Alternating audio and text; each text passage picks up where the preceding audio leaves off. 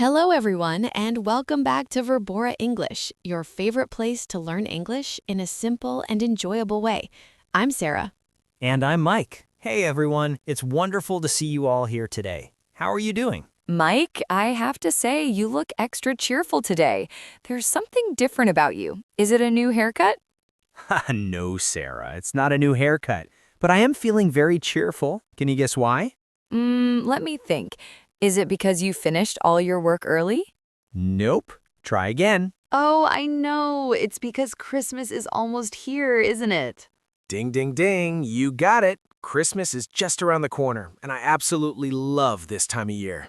Me too, Mike. There is something truly special about the Christmas season. The decorations, the cozy feelings, the time spent with family. It's my favorite holiday. Same here. But before we dive deep into our Christmas conversation, we have a small favor to ask our wonderful listeners. That's right. If you are enjoying this video and finding it helpful for your English learning journey, please hit the like button right now. It really helps our channel grow. And if you haven't subscribed yet, what are you waiting for? Click that subscribe button and join the Verbora English family. We upload new videos regularly to help you improve your English skills. Also, share this video with your friends or family members who are learning English. Let's spread the joy of learning together. Perfect. Now let's get into our topic. Today we're going to have a real conversation about Christmas. This is great practice for beginners and intermediate learners. Exactly. Just listen carefully, follow along, and you'll learn new vocabulary and phrases naturally. Are you ready? Let's do this. So, Sarah, what comes to your mind first when you think about Christmas? Oh, that's easy. I immediately think about the Christmas tree. There's nothing like a beautiful tree decorated with ornaments and lights. I agree completely. Do you have a real tree or an artificial tree at home? We use an artificial tree because it's more practical. We can use it every year. But I do love the smell of a real pine tree. What about you, Mike? We actually use a real tree. My family has this tradition of going to a tree farm together. We pick out the perfect tree and cut it down ourselves. Wow, that sounds like a fun family activity. That's a lovely tradition. It really is. The kids love it. And speaking of decorations, what kind of ornaments do you use? We have a mix of everything. Some are very old ornaments that belong to my grandmother. Others are new ones we buy each year. And of course, we have homemade ornaments that my children made in school. The homemade ones are always the most special, aren't they? They have so much meaning. Absolutely. Even if they look a little messy, they are made with love. That's what matters most. I completely agree. Now let me ask you about another important Christmas topic. What about Christmas food? What do you usually eat? Oh, Mike, the food is amazing. In my family, we prepare a big Christmas dinner on Christmas Eve. We have roasted chicken, mashed potatoes, gravy, vegetables, and fresh bread. That sounds delicious. My family prefers to have our big meal on Christmas Day. We usually have ham or turkey as the main dish. Ham is so tasty. Do you put any glaze on it? Yes, we use a honey glaze. It makes the ham sweet and savory at the same time. It's incredible. Yum. And what about desserts? Christmas desserts are the best part for me. Oh, definitely. We always have apple pie, chocolate cake, and my grandmother's famous sugar cookies. Sugar cookies. Those are the star-shaped and tree-shaped cookies, right? Exactly. We decorate them with colorful frosting and sprinkles. The children go crazy for them. That's wonderful. In my home, we make gingerbread cookies. They are shaped like little people. Gingerbread men. Those are classic Christmas cookies. Do you build a gingerbread house too? We tried once, but it kept falling apart. It was a disaster, but we laughed so much it became a funny memory. Ha! That's the spirit of Christmas. It's not about perfection, it's about spending quality time together and making memories. You said it perfectly, Mike. Now, let's talk about another exciting part of Christmas, gift giving. Ah, yes, presents. This is something everyone looks forward to, especially children. Do you open presents on Christmas Eve or Christmas morning? In my family, we open one small gift on Christmas Eve and save the rest for Christmas morning. That's a nice way to do it. It builds excitement. We opened all our presents on Christmas morning. The kids wake up very early and run to the Christmas tree. I can imagine the excitement. Their eyes must light up when they see all the wrapped presents. They really do. It's pure joy on their faces. But you know, Mike, I've noticed something as I've gotten older. What's that, Sarah? I've realized that giving gifts is actually more satisfying than receiving them. That's so true. When you see someone's happy reaction to a gift you carefully chose for them, it's the best feeling in the world. Exactly. It's about showing people that you love them and that you were thinking about them. Which brings us to a very important point. What is the true meaning of Christmas? That's a deep question, Mike. I think many people get caught up in the commercial side of Christmas. The shopping, the sales, the expensive gifts. You're right. Stores start advertising Christmas sales as early as November, sometimes even October.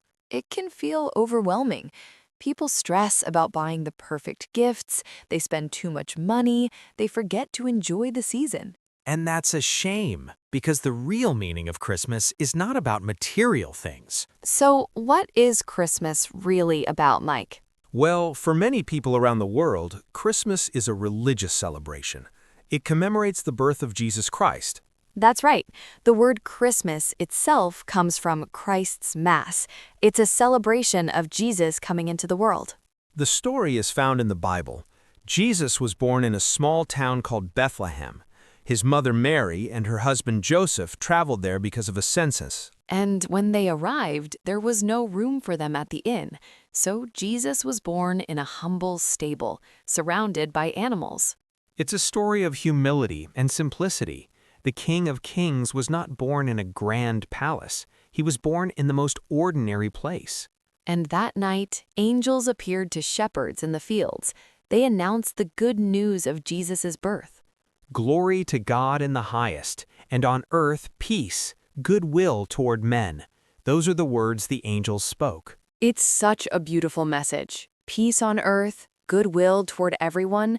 These are values we should carry all year long. Absolutely. Christmas reminds us to be kind, to be generous, and to love one another. Even if you're not religious, these are universal values that everyone can appreciate. That's a great point, Sarah. Christmas can mean different things to different people, but at its core, it's about love, family, and togetherness. It's about appreciating what we have and sharing with those who have less. Speaking of sharing, do you do any charitable activities during Christmas? Yes, we do. Every year, my family donates food and clothes to a local shelter. It feels good to help others during this season. That's wonderful. We participate in a toy drive at my workplace. We collect new toys for children whose families cannot afford gifts. That's so meaningful. Imagine the smile on a child's face when they receive a toy they wouldn't otherwise have. It warms my heart just thinking about it. These acts of kindness are what Christmas is truly about. Definitely. Now, Mike, let's help our listeners practice some Christmas vocabulary. Great idea. Let's go over some important words and phrases related to Christmas. First, we have ornament. An ornament is a decoration that you hang on the Christmas tree. Repeat after me. Ornament. Next is wreath. A wreath is a circular decoration made of leaves and flowers. People often hang wreaths on their front doors during Christmas. Say it. Wreath. Another word is carol. A carol is a traditional Christmas song. For example, Silent Night and Jingle Bells are famous Christmas carols. How about stocking? A stocking is a large sock that hangs near the fireplace. On Christmas morning, children find small gifts and candy inside their stockings. That's a fun tradition. Here's another one. Eggnog.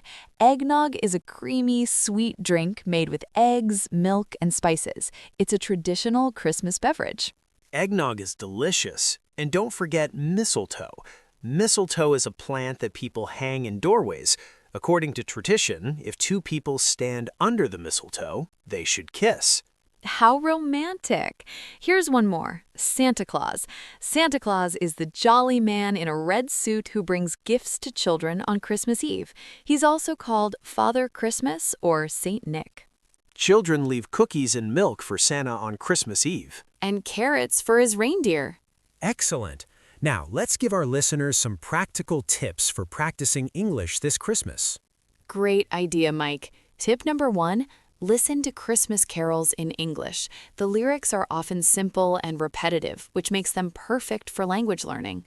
Some good songs to start with are Jingle Bells, Rudolph the Red-Nosed Reindeer, and We Wish You a Merry Christmas. Tip number 2, watch a Christmas movie in English. Use English subtitles to help you follow along.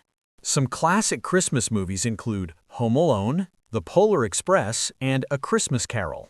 Tip number 3, write a Christmas card in English. Practice expressing your holiday wishes in writing. You can write simple phrases like Merry Christmas and Happy New Year, or wishing you joy and happiness this holiday season. Tip number 4, have a Christmas conversation with a friend or family member in English. Practice makes perfect. You can talk about your favorite traditions, your holiday plans, or what gifts you hope to receive. And tip number 5, read a Christmas story in English. You can find many children's Christmas books that are perfect for English learners. These stories use simple vocabulary and are enjoyable to read. Following these tips will help you improve your English while enjoying the festive season. Now, before we wrap up, we have a question for you, our wonderful listeners.